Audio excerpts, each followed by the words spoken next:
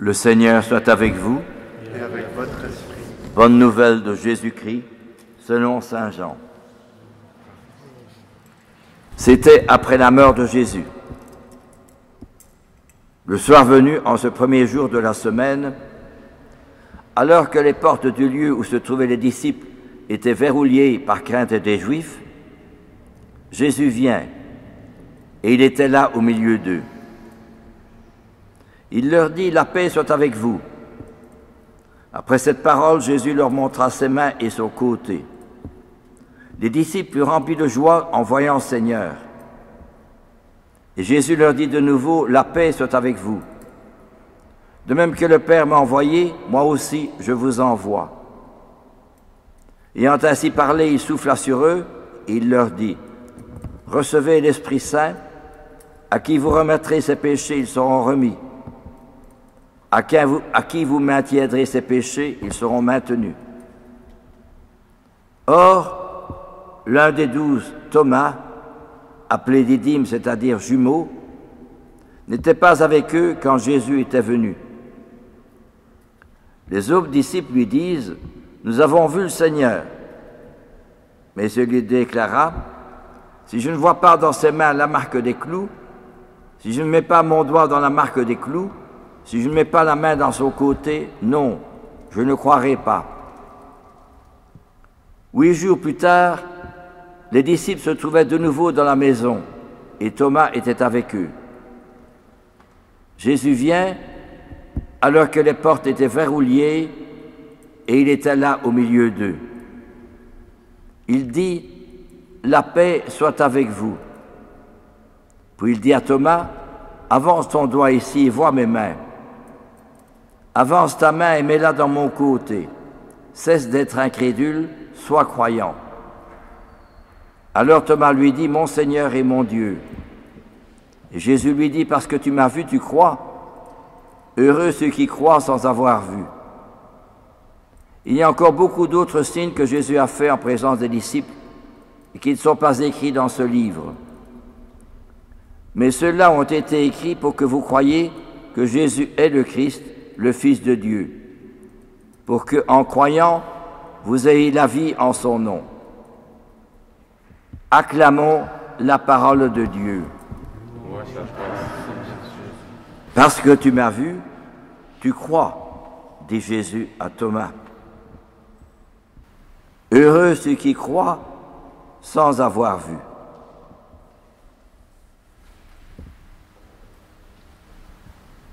Ces signes ont été écrits pour que vous croyiez que Jésus est le Christ, le Fils de Dieu, et qu'en croyant en Jésus, vous ayez la vie en son nom.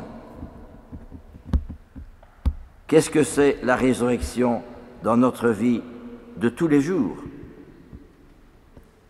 Quels sont les signes qui me permettent de dire que je vis la résurrection du Christ et de ceux qui n'y croient pas, qui ne la vivent pas? Et que je puisse dire, Jésus, je l'ai rencontré, il a changé ma vie. Comment cela est-il possible? Eh bien, ça se fait d'abord dans le silence. Le silence des médias d'abord, des conversations, des problèmes, des ennuis, des difficultés, des joies aussi.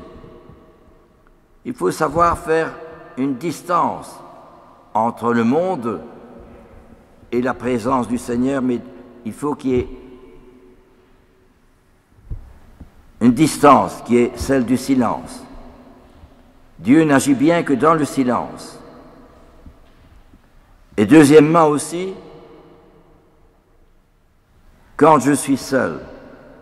Pourquoi? Parce que le Seigneur a une parole à m'adresser à moi, personnellement. Ce n'est pas de l'orgueil, mais c'est découvrir que ma vie, ce n'est pas à moi la vie, c'est lui qui me l'a donnée.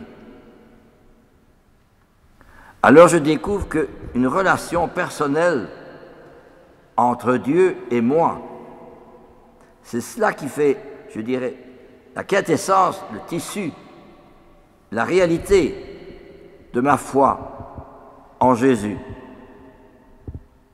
Alors je découvre comme dit saint Paul, l'homme nouveau. Par la prière, je découvre beaucoup de belles choses. D'abord, mon orgueil se change en humilité. Jésus a tellement pris la dernière place, disait Charles de Foucault, que personne n'a pu la lui ravir. Alors voyez cet officier supérieur de l'armée française, qui était un homme éminent, et qui va vivre au cœur du Sahara, à Beni Abbès, puis à Tamanrasset, vraiment comme un pauvre, en passant beaucoup de temps en adoration devant Saint-Sacrement, et en accueillant beaucoup des pauvres, beaucoup, et des enfants. Et comme il devenait un peu plus âgé, il s'est dit, je vais aller en France pour trouver de l'aide et parler à des responsables d'église, des évêques, des prêtres, des religieux. Il est allé 3 fois en France. Or, à l'époque, c'était difficile, les voyages, c'était long. Et malgré tout, il est revenu. Il s'est trouvé à Tamanrasset, on lui avait dit, mais à Beni Abbès, tu auras des officiers et des soldats français, des chrétiens, mais à Tamanrasset, tu vas te trouver tout seul. Et à l'époque, on ne pouvait pas dire la messe tout seul. Il fallait au moins un chrétien. Et Charles prend la décision d'aller à Tamanrasset, tout seul. Alors il ne pourra plus célébrer la messe pendant quelques mois, lui qui aimait tant l'Eucharistie. C'est un paradoxe. Et quelques mois après, au mois de janvier, il a reçu la réponse d'un responsable religieux, émanant du pape lui-même, qui a dit, mais pour lui, eh bien, il peut célébrer la messe seul. Et il faisait l'adoration tout seul, et il accueillait les pauvres tout seul. Tout seul. Il y a de quoi rêver. C'est dur, c'est difficile, sans le soutien de compagnons. Comment est-ce qu'il a pu tenir le coup pendant si longtemps? Eh bien voilà, son orgueil, lui qui était un officier éminent, est changé en humilité. Le voilà devenu comme un pauvre. C'est Jésus qui l'a transformé. Et aussi l'égoïsme. Je ne pense qu'à moi, ma facilité, mon confort, une vie de facilité. Eh bien, le voilà vivre. Chaque jour, il faisait pénitence. Il mangeait à peine,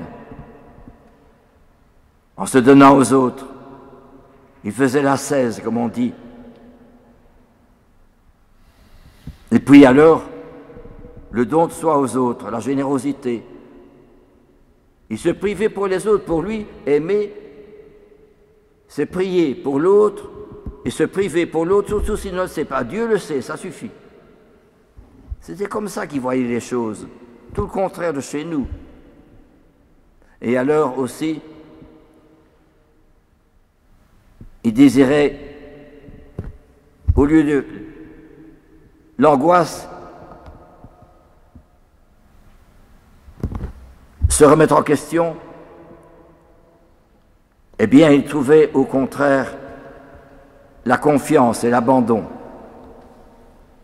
Il n'y a que la confiance, rien que la confiance qui conduit à l'amour, disait la petite Thérèse.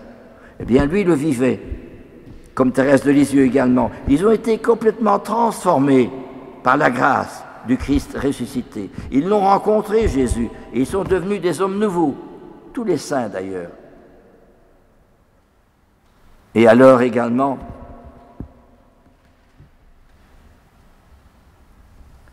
le désir de non plus de la facilité, du confort, mais au contraire du sacrifice. De se priver pour les autres, mais de se sacrifier. Dans une vie difficile, vie dure. Et ils y trouvaient leur joie.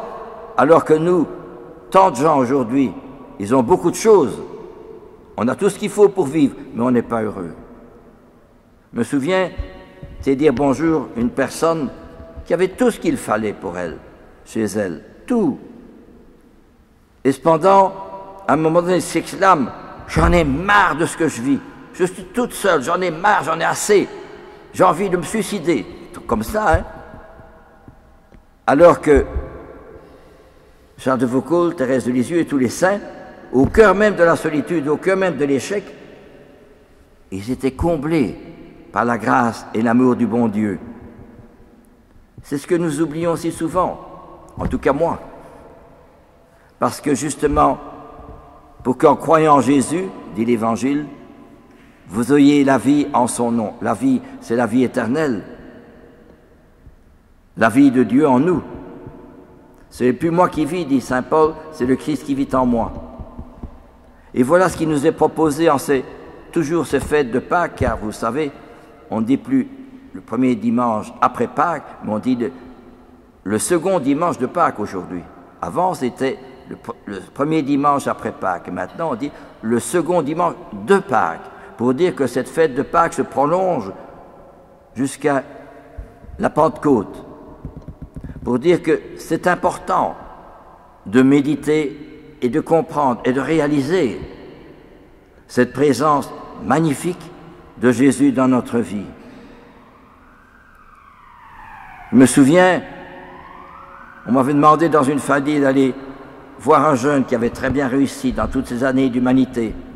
Il était entré à l'université pour faire ingénieur et il réussissait bien. Seulement, la seconde année, il s'est laissé prendre par le désir de s'amuser, de sortir, et puis aussi de boire, et puis ça a été la drogue.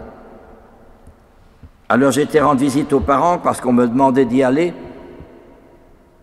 Et le père me dit que j'étais pauvre avant. J'ai dû lutter pour gagner ma vie.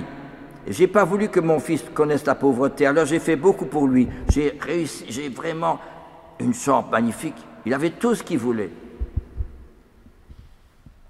Mais il se droguait. Et le père, à un moment donné, il a les larmes aux yeux. J'étais très gêné. Et il me dit, j'ai tant fait pour mon fils, mais voilà, dit-il, il se drogue et il ne m'écoute plus. Alors, j'ai dit aux parents, il n'avait que ce fils-là, courage, je prierai pour vous. Et quelques semaines après, on me téléphone, le fils s'est suicidé, mort d'overdose. C'est terrible pour les parents, pour leur fils unique, c'est terrible. Pourquoi? Parce qu'on ne réfléchit pas. On ne rencontre plus le Christ.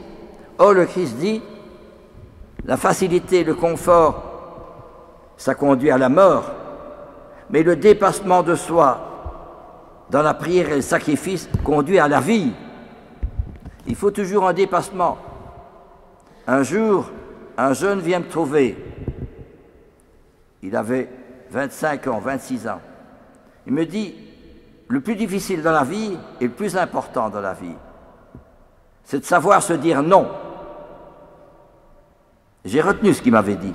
C'était un jeune musulman qui m'avait dit cela. Le plus difficile et le plus important dans la vie, c'est apprendre à se dire non. Or, notre société est bâtie autrement. Oui, tu peux le faire. La liberté, l'indépendance, fais ce que tu veux. Eh oui, mais alors on arrive à des résultats inouïs, contraires. Combien de jeunes, j'en ai connu 3 récemment, qui sont morts d'overdose. Et combien de personnes en ont assez de vivre, même dans les homes, ou bien chez elles, sont toutes seules, la famille les oublie. Voyez-vous, ce qu'il y a, c'est que justement, on oublie notre Seigneur. Or, justement, à la Sainte Messe, notre Seigneur a soif de revivre sa propre vie à travers moi. Par la prière, le silence, je découvre que le Seigneur fait de moi un autre Christ et que je suis transformé par sa grâce, par sa lumière, par son amour. La différence qu'il y a entre quelqu'un qui ne croit pas, c'est les jours où il fait gris. Tout est monotone. Et celui qui croit, c'est les jours où il y a plein de soleil. Et les premières fleurs éclosent dans le jardin. C'est les fleurs dans mon âme qui vont éclore grâce à la lumière du bon Dieu. Un arbre, en hiver, ce sont des morceaux de bois. Mais au printemps, cet arbre est chargé de fleurs, puis de feuilles et puis des fruits. Et les oiseaux viennent gazouiller dans les branches. Qui fait ce miracle? Un ordinateur? Ou un smartphone? Non. Ce sont les racines et la sève. Mais la racine et la sève, on ne les voit pas. Ce qui fait que veut dire que l'essentiel de l'homme, c'est ce qu'on ne voit pas. L'essentiel, c'est d'abord l'amour.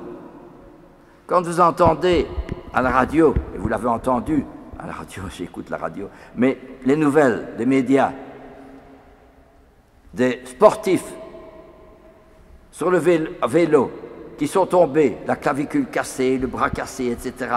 Alors on dit ce sont des sportifs formidables, ce sont vraiment des champions. Et on voit toujours la performance sportive, physique, ce qui est bien.